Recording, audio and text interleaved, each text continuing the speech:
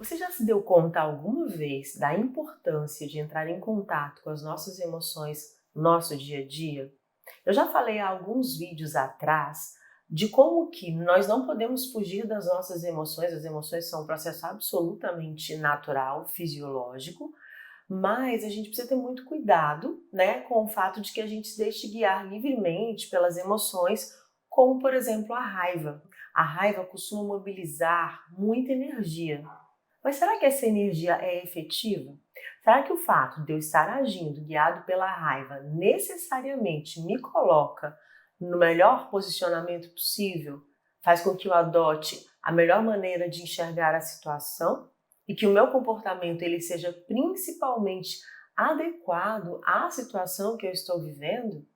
A gente precisa prestar bastante atenção nisso e entender que a flexibilidade é uma característica de saúde e bem-estar.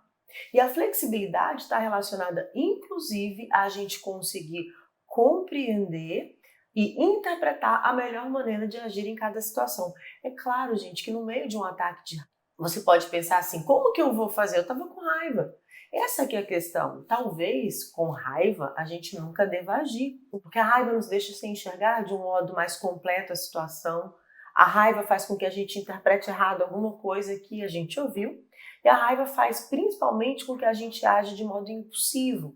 E muitas vezes depois a gente fica arrependido ou envergonhado, e até mesmo a gente não sabe como voltar atrás depois que um comportamento, que uma atitude foi deferido. A regulação das emoções, ela prediz uma resposta mais efetiva à provocação da raiva. O que vai acontecer? A gente não vai conseguir coibir a raiva no momento da crise.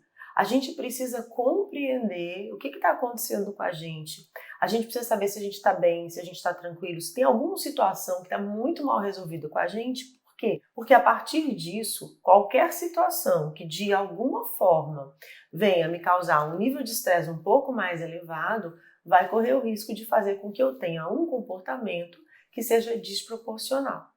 Nesse sentido, gente, é sempre muito importante a gente entender como é que se dão as relações de significado para diferentes áreas da nossa vida, porque isso vai permitir que a gente compreenda a relevância que cada um de nós dá às condições de situações que a gente vive. Essas condições são subjetivas, mas muitas vezes as nossas respostas estão relacionadas a situações que a gente não teve habilidade, que a gente não teve oportunidade de resolver.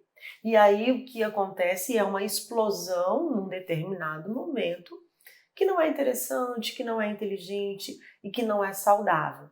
Quando a gente consegue entender, né, a importância da flexibilidade, quando a gente consegue entender que as coisas que a gente faz, elas têm muitas vezes um significado mais profundo, aí sim a gente pode pensar em maneiras de intervir de uma forma que faça com que a gente possa entender que um evento negativo ele seja vivido com maior adaptabilidade. Susan David, que trabalha muito com agilidade emocional, ela dá uma dica pra gente. Ela diz o seguinte: quando as pessoas não conseguem expressar claramente seus sentimentos em palavras, a única emoção que transparece em alto e bom som é a raiva.